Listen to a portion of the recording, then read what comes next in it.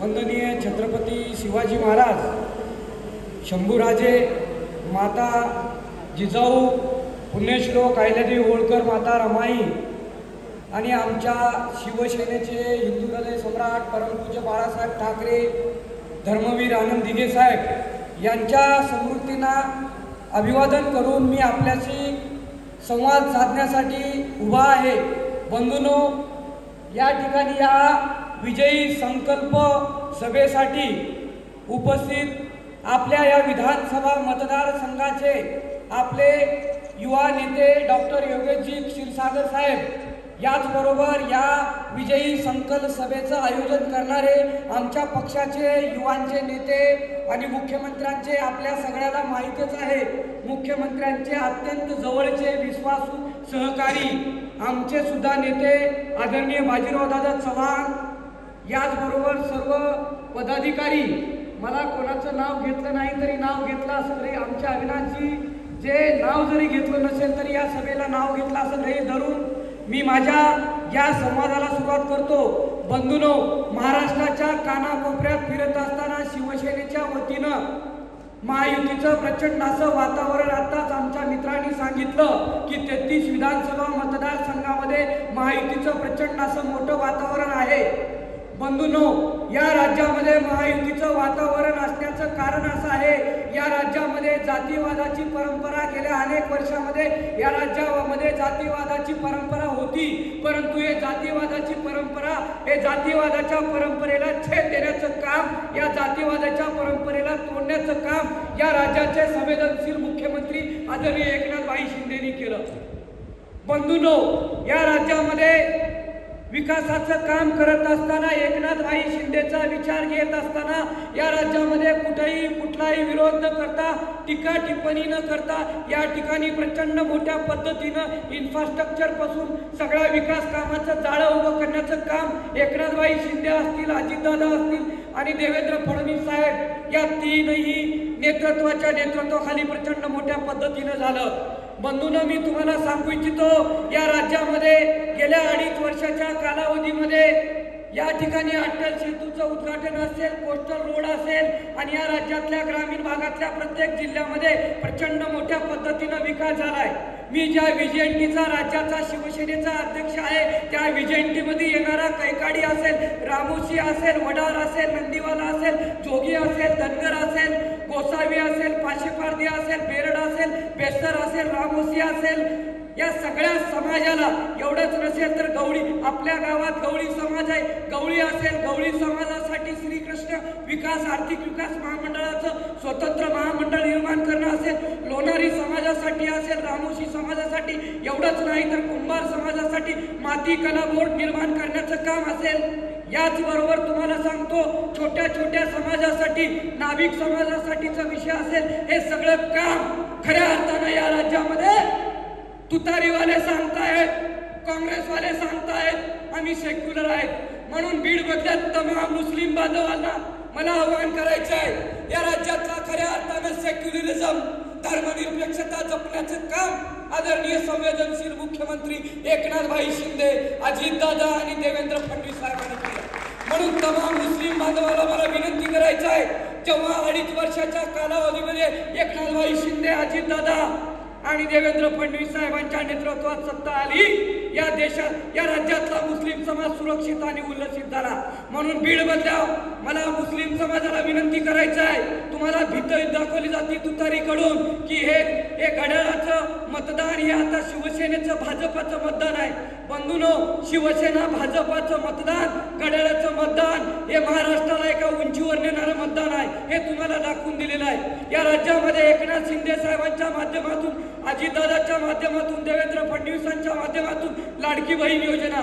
बंधूंनो, काँग्रेस पक्षाचा खोटारडेपणा बघा, मी कोल्हापुरामध्ये करवीरला प्रचाराला गेलो, त्या ठिकाणी पोस्टर लागलेले होते की काही दिवसापूर्वी काँग्रेसवाले बाजीराव दादा म्हणायचे की लाडकी बहीण योजना डॉक्टर साहेब उडवतो, लाडकी बहीण योजना आम्ही काढून संपून टाकू सरकार आल्यास, असं सांगायचे। परंतु हे दल बदलू, लबाड काँग्रेस आणि उबाटा आणि राष्ट्रवादीवाले परत काय म्हणतायत की आम्ही सत्तेत आल्यानंतर आम्ही 3000 करू, म्हणून अशा खोटारड्यांच्या भूलथापाला बळी पडू नका। जे शाश्वत विकास केलेला आहे त्या विकासासोबत तुम्ही थांबा। काँग्रेसवाले परत म्हणतायत देशाला स्वातंत्र्य आम्हीच मिळवून दिलं। निश्चितपणे देशाला स्वातंत्र्य तत्कालीन 1885च्या काँग्रेसने मिळवून दिलं, परंतु काँग्रेसच्या सरकारच्या नंतर या देशामध्ये माणसाच्या मूलभूत गरजा म्हणजे काय तर तुम्हाला सांगतो बंधूंनो, मूलभूत गरजा म्हणजे अन्न वस्त्र निवारा, राहायला घर, खायला अन्न आणि घालायला कपडे, या मूलभूत गरजा पूर्ण झाल्या। परंतु मूलभूत गरजा पूर्ण झाल्यानंतर कल्याणकारी राज्यामध्ये कल्याणकारी राज्याचा प्रमुख कल्याणकारी राज्य चालवत असताना या राज्याच्या नेतृत्वाला या ठिकाणी पायाभूत सुविधाचं जाळं उभं करावं लागतं। पायाभूत सुविधा म्हणजे काय बंधूंनो, तुम्हाला समजून सांगतो, तरुण मंडळी आहे, तुम्ही कुठल्याही भूमिकेला बळी न पडता पायाभूत सुविधा समजून घ्या। पायाभूत सुविधाचं जाळं जोपर्यंत या राज्यामध्ये उभं टाकत नाही तोपर्यंत त्या राज्याचा विकास होत नाही। ते पायाभूत सुविधा म्हणजे काय? या पायाभूत सुविधा म्हणजे आपल्या गावातील शाळा असेल, आपल्या गावातील वीज जोडणी असेल, आपल्या गावातील शाळेला शिक्षक असेल, आपल्या गावातील रस्ते असतील, आपल्या गावातील दवाखाना असतील। आता दवाखान्याचा आणि हॉस्पिटलचा विषय निघाला म्हणून तुम्हाला सांगतो, या राज्यामध्ये महाराष्ट्राने मुख्यमंत्री सहाय्यता वैद्यकीय निधीच्या माध्यमातून आपल्याला सगळ्याला देत आहे। आपल्या जीवाभावाचा भाऊ बाजीराव चव्हाण यांनी वैद्यकीयच्या माध्यमातून मी त्यांच्या सोबत या पंचक्रोशीत सगळ्या गावात फिरलोय। लिंबा गणेश पासून बाजीराव दादाच्या इमानवाडी पासून या सगळ्या गावांमध्ये फिरत असताना प्रचंड मोठं वैद्यकीय क्षेत्रातलं काम आपल्याला देण्याचं काम बाजीराव दादा चव्हाणांच्या माध्यमातून केलं आणि मला आनंद वाटतोय। आणि विरोधकांना सांगायचंय, लक्षात घ्या, या ठिकाणी बाजीराव चव्हाण, धर्मवीर प्रतिष्ठानचा हा वाघ आणि योगेश दादा डॉक्टर क्षीरसागर दोन विचाराचे माणसं एकत्र आलेले आहेत। हा विचाराचा विजय झालेला आहे म्हणून कुठल्याही गुंतापाला तुम्ही बळू नका। समाजाचा आणि कुठल्याही मतदानाचा विभाजनाचा प्रश्न नाही, हे मतदान फक्त घड्याळाला होणार आहे आणि येणारा विजय घड्याळाचा असणार आहे। आणि नव तरुण हा आमदार तुमच्या सभागृहामध्ये असणार आहे, पण परत एकदा तुम्ही जोरदारपणे टाळ्याच्या समर्थनामध्ये विजयावर शिक्कामोर्तब केलं पाहिजे। पण टाळ्या येत नाहीत, पहिला मतलब टाळ्या आल्या पाहिजे, सगळ्यांच्या टाळ्याच्या कडकडाटामध्ये विजयी करा असं मी तुम्हाला आव्हान करतोय। जाता जाता एकच सांगतोय, येणारे 2 दिवस अत्यंत ही रात्र वैऱ्याची आहे, तुम्हाला अत्यंत भूलथापा दिल्या जातील। शरदचंद्र पवार साहेबांचं चित्र उभं केलं जाईल, ते वयोवृद्ध आहेत, अजितदादा असं चित्र निर्माण केलं जाईल। या भूलथापाला बळी पडू नका।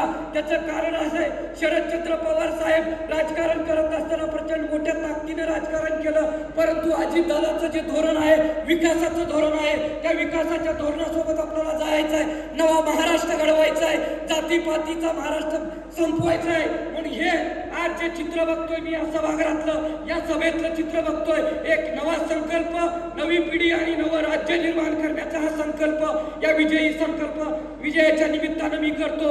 आणि जाता जाता सांगतोय की येणाऱ्या 20 तारखेला तुम्हा सगळ्यांना घड्याळाचं बटन दाबून प्रचंड मताधिक्यानं बीड विधानसभा मतदारसंघातून तुम्हाला डॉक्टर योगेश दादा क्षीरसागर यांना विजयी करायचा आहे। जाता जाता एकच शेवटचं सांगतोय बंधूंनो, की या ठिकाणी तुम्ही लक्षात ठेवा, या राज्यामध्ये सामान्य बहुजन आणि मी उल्लेख केलो नाही, विशेषतः या भागात असणारा जो काही समाज असेल, धनगर समाज, त्या धनगर समाजाला मला आवर्जून उल्लेख करायचा आहे। गेल्या 70 वर्षामध्ये ज्या धनगर समाजाच्या एसटीच्या आरक्षणाचा प्रश्न असा लोंबकळत आणि लोटकळत ठेवला, त्या व्यवस्थेला तोडण्याचं काम आदरणीय मुख्यमंत्री महोदयांनी केलं। ज्या पद्धतीने जरांगे पाटलाचं आंदोलन सुरू झालं, राज्यामध्ये मराठा समाजाच्या आरक्षणाच्या संदर्भात मुख्यमंत्र्यांनी बैठका घेऊन तो विषय निकाली काढण्यासाठी विषय घेतला, त्याच पद्धतीने या ठिकाणी बाजीराव चव्हाण दादा उपस्थित आहेत। शंभूराजे देसाईंना पंढरपूरमध्ये उपोषण बसल्यानंतर 6व्या दिवशी धनगर समाजाच्या उपोषणाला शंभूराजे देसाईंना नेण्यासाठी बाजीराव दादांनी पुढाकार घेतला।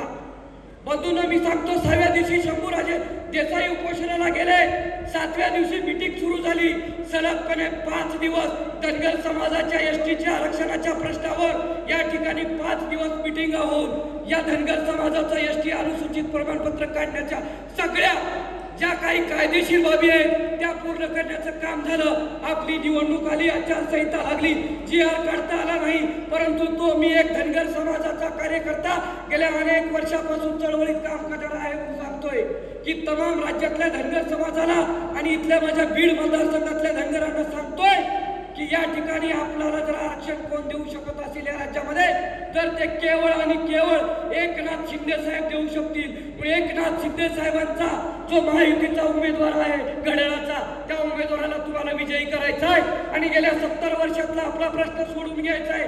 म्हणून धनगर समाजाने कुठलाही संकोच न ठेवता बिनधास्तपणे आपला एक उमेदवार, आपल्या आरक्षणाचा प्रश्न निकाली काढणारा उमेदवार म्हणून येणाऱ्या 20 तारखेला घड्याळाला मतदान करायचं आहे। आणि या ठिकाणी जाता जाता पुन्हा एकदा सांगतोय की तुम्ही न विसरता या ठिकाणी ठीक आहे, या ठिकाणी जाता जाता एकच सांगतोय, घड्याळ लक्षात ठेवा, घड्याळाला प्रचंड बहुमताने विजयी करा। आणि मी थांबतो। मी या ठिकाणी राज्यामध्ये फिरत असताना बाजीराव दादांनी मला सांगितलं, मी माझ्या पक्षांमध्ये फिरतोय दादा, योगेश दादा, पण बाजीराव दादांनी मला विशेष विनंती केली आणि मी करमाळ्यातून दादाला माहिती आहे मला पुढे आता नेवाशाला जायचंय, त्यामुळे मी या ठिकाणी थांबतो आणि सगळ्या सभागृहाची रजा घेतो। धन्यवाद। जय हिंद, जय महाराष्ट्र, जय मल्हार।